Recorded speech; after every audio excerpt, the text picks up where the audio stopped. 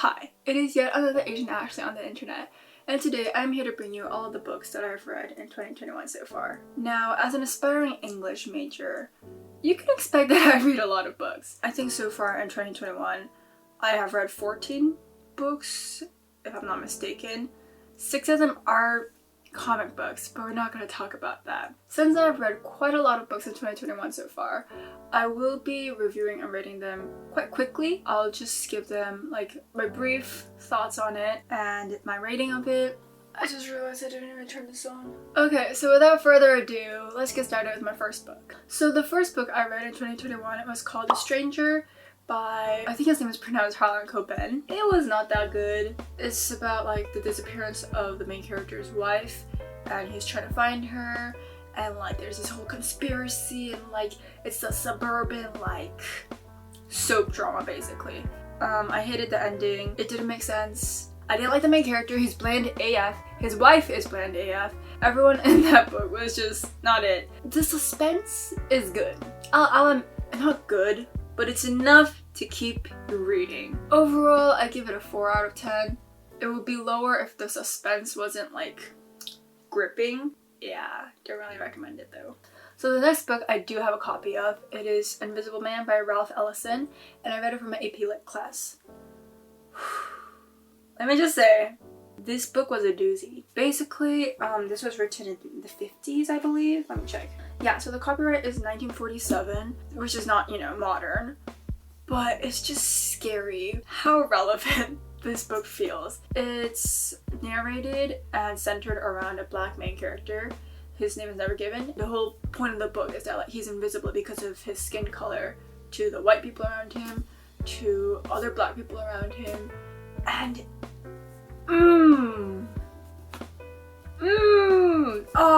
it's just so relevant. And there's like this whole section of the book where there's I guess like not a movement, not a revolution either. There's a riot. Like with the Black Lives Matter movement that happened over the summer, when we saw those rallies turn into riots, it's literally what happened in this book. There's a rally, there's a movement for a black man who was killed by a police officer, and his death turns into a riot. Yeah, I'm kind of ranting about this book, but there's just so much symbolism in it, and that kind of makes it a little difficult to read, because sometimes if you don't like understand why a symbol is there, it just kind of feels like there are random moments in the book that doesn't belong there. But once you get into the symbolism, once you get into like the reason why Ellison chooses to write the way he does, oh man, it's so good. I give it an 8 out of 10. I don't give it higher because, like for me right now, it was just difficult to read. And even though the length isn't like super long, it's 570 pages. Okay, it's a little bit long, but the way you read through it, it feels like it's almost like 1,000 pages. The reason why might be because like I had to read it in intervals because of my class. But even that, it just felt like it covers a wide expanse of time, and there's so many events in that expanse of time. It just feels like this book is doing so much, and that's a good thing, but it's just also a little difficult to read, and that's the only reason like I'm giving it a little bit of a lower score compared to how much I like the book. Okay, now I have the comic books, which was Scott Pilgrim. I love Scott Pilgrim, the movie. It's just the wit, the humor, the characters, the cast. The cast of Scott Pilgrim is magnificent, okay? The reason I bring up the movie is because like after watching the movie first and then reading the comic books, you can really feel that like everything about it is very much originated in the comics. And that might seem a little obvious because like it's a movie based on a book.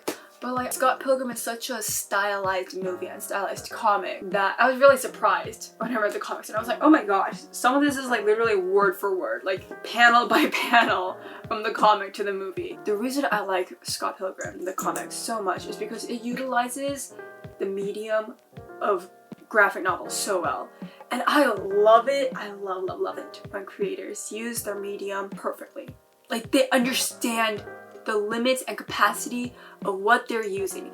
And Brian Lee O'Malley does that. He understands what a comic is. He understands the impact of turning a page, the impact of like having these panels that are supposed to structure like a movie, like screenshot, and having these characters like pop out of panels, or like not having a panel at all, or like having these just the words, and it's meta. And it's because he understands comics so well. And I love that, and that's why it's an 8 out of 10. And I don't give it higher because for me, higher ratings have to like have an emotional resonance with me. And it also, it's just, some of the jokes kind of hit a little flat. It's not perfect, but I really liked it. So the next book I read was American Dirt. American Dirt. It was a good book. Let me just start with that. I thought it was really interesting. I know there's a lot of controversy around the book because it's a story written about Mexican immigration and just like Mexico in general, with a Mexican family and Mexican main characters, but the author is white. So I know there was a bit of controversy around that, but until I knew that, I just felt like the book was very beautiful. And it just, of course, I've never been to Mexico. I'm not Mexican.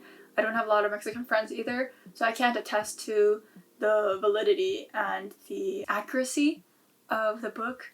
But for me, it painted a really beautiful picture of Mexico and the culture of Mexican people, which kind of makes me sad that it was written by a white person. Oh, the characters. Honestly, I love the characters.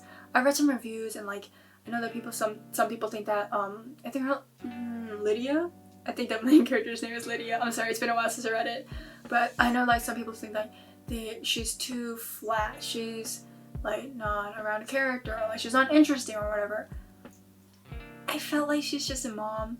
She just felt like a mom. She just felt like a mom who is pretty cool and has a lot of anxiety, obviously because she thinks she's being killed.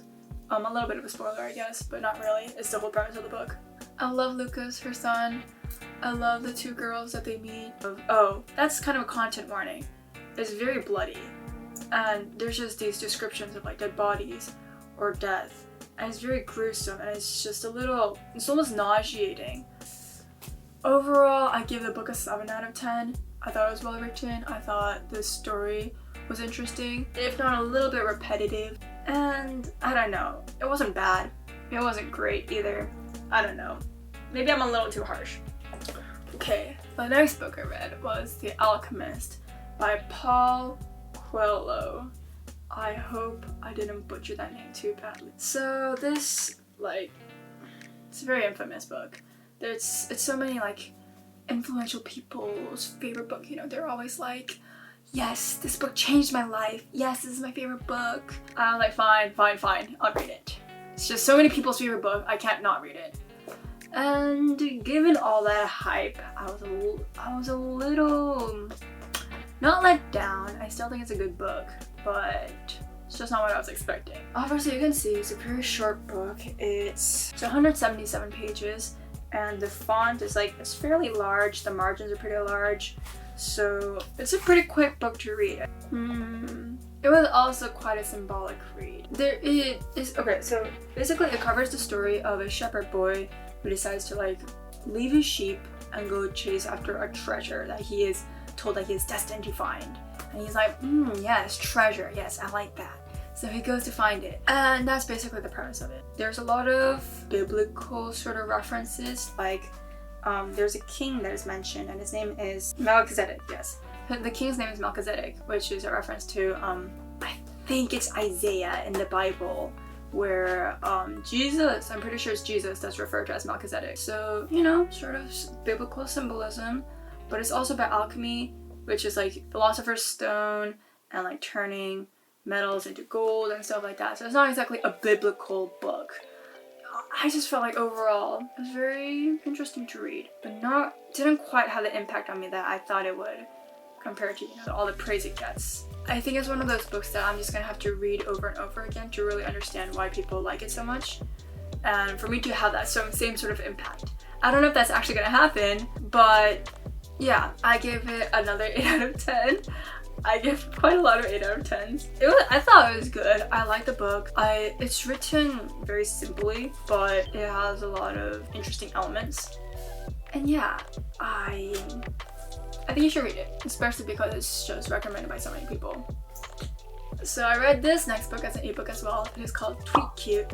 I don't remember who the author is, but let me just say, I didn't expect it to be so good. I used this app called Libby, and I was just like going through it because I was like, I want to read something, but I don't know what to read. And then I was like, I saw this book, and I was like, this title is disgustingly cliche, because like the whole premise is like meet cute, but it's tweet cute. So like as soon as I saw it, I was like, they're really trying to, this is taking an already bad trope and making it to Twitter.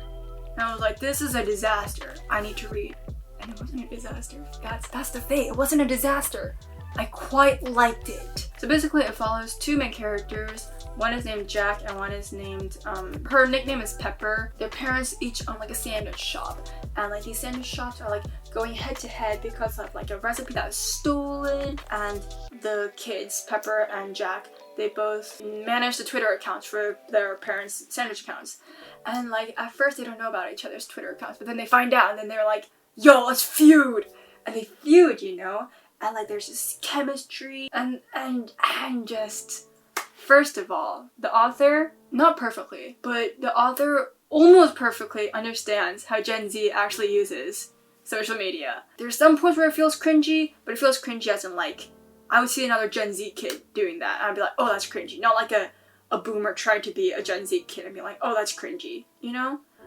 And I liked that because so rarely do authors get social media. And whenever they use social media in their books, it's just like, oh gosh, stop, just take out social media. If you take out social media, the book is going to be the same, it's still going to be good. The social media just makes the book worse. This book is not like that. I liked the social media I use, and I rarely say that. Even though I quite liked it, I give it a 6 out of 10, just because there are so many cliches. It's a little less cliche than usual rom-coms, and I still quite liked it, but it was still a little cliche. And there were just moments with like the sandwich shop and the parents and just all those things that's just like, oh, of course you did, you know? And there were just some writing moments where I was like, okay. But besides that, I thought it was good. If you just want like a light read, if you just want to be like, ooh, they kissed sort of a book, read it. Yes. Okay, now after that light book, this is a little bit heavier, but I read Animal Farm by George Orwell. It's a very self-explanatory book. I mean, it's symbolic, but it's just so on the nose. Like, the pig's name is Napoleon. It doesn't get more on the nose than that. It did feel a little childish though. You know, like with all these animals as characters, and they're all like, she said, the horse said, the pig said, and the pigs gathered, and the sheep gathered, and all these things. It just feels like a, what's that story called with the hen? And she makes like cornbread and she won't share with people. It felt like that story. Ooh. But compared to the childish sort of writing, there's the gore and the dictatorship theme and communism. It combats very nicely. And it has this sort of like weird irony, and it feels kind of like, if I had to compare it to something, a different media, I felt like, it kind of felt like Don't Hug Me, I'm Scared in that way. Like, it starts with a very childish sort of feeling, and it just delves into gore and just these themes that are very mature and adult, and you just feel weird at the end. I felt like it was kind of like that. I give it a 7 out of 10. It's not higher because it was just too on the nose for me. It was also a little bit of like an obvious story. I don't know like how to explain what I mean by that, but just at the end it felt like very obvious. Like, yes, communism, bad. Dictator, bad. Yeah. Still like George Orwell though. No, I saved the best for last. The most recent book I've read is Beloved by Toni Morrison. Where do I begin with this book? There's so much, but it's so good and it's so well done. And gosh dang it, I am a Toni Morrison stan. It just gives you chills. Like, I read it and I was just like, it's chilling and that it's horrifying. Basically the book is about, it's based on an actual event that happened. There's a woman who was a slave and she killed her own baby. because she didn't want her baby to be a slave. And Toni Morrison took that story and she made it into these characters, with the main character being Setha and her child Denver, who is not the dead one. The dead one is named Beloved. And Paul D and all these people, and just, oh man, it's just chilling. And it reminds me of Their Eyes Were Watching God, which I read last year for my American Literature honors class. And the way they both feel similar to me is like, they're both very sticky books. They stick to your skin, and the way the words just like fly off the pages, they just stick to you, and they stick to your brain. It's not just like that sort of like sticky feeling where you feel like the story is like literally like covering you, but it's also just the atmosphere of the book. There's something, I feel like with the, I'll talk about that before, like I feel like with like Their Eyes Were Watching God, it's a sticky feeling because like it's kind of like in sticky weather, it's very hot, and there are all these like moments that like make you feel sticky. But this book, it's sticky with blood. And that sounds very dramatic, but it really does. You just, the more you read, the more you just feel like there is blood on you. And there's blood on you from the characters. There's blood on you from the fact that you are a bystander in this story, even though you're not even, a part of it. You're reading it. And you feel bloody just because you are a witness to this story. And she has this like sort of cross-sectionality of prose and poetry, and it just makes for such a, oh my gosh, her writing, it feels like a film. The way that Morrison writes, her writing style, the diction, the syntax, it feels like film. The sort of this distortion and like the way she frames the story and frames the moments that were happening, and the way she uses different voices, it feels like it should just be a film. It just feels like, it's just so good, and it's so well done, and it's not even, And of course, you can't talk about Beloved without talking about the themes. Like I said with Invisible Man, it's just very relevant. Very relevant to how Black people are still affected by their history, by the history of America. Like, it's transgenerational. You just can't deny the fact that slavery did not just end with with Lincoln and with the Reconstruction and everything. You can't just say that, like, the effects of it ended. It still continues. And even though this book, the characters are, like, ex-slaves, or they were slaves, or they're the children of ex-slaves, and therefore, like, the characters are much more closer to that era of slavery, you can still apply that sort of fear, that sort of anger, that sort of despair that these characters feel to Black people now. And obviously, I'm not Black, but you can just see it in the news. You can just see it in the way that people plead and cry out in social media. The voices of those people and the voices of Setha and all these characters in this book, they're so similar, and the anguish that they feel is so similar, and you just can't deny that. I just love the way that Morrison talks about trauma and talks about intergenerational trauma and the way that you have to heal from trauma, as well as importance of motherhood, how motherhood affects Black people and Black women, I should say, and just that fear that they have for their children. And just Beloved is a book that feels sickly in the best way possible. There's just really no other way to put it. And I feel like it should be obvious, but I give this book a 10 out of 10. I don't want to say it's my favorite book, because I feel like just the word favorite skims over the depth of the book. It makes it seem like a casual book, but this is definitely one of my top books now. It's just, there was so much to it. And I feel like I will have to read it so many times to get everything that was in it. And I don't think I'm ready for that yet. It was just so heavy to read the first time. But I'm looking forward to that day. Okay, well, I'm done.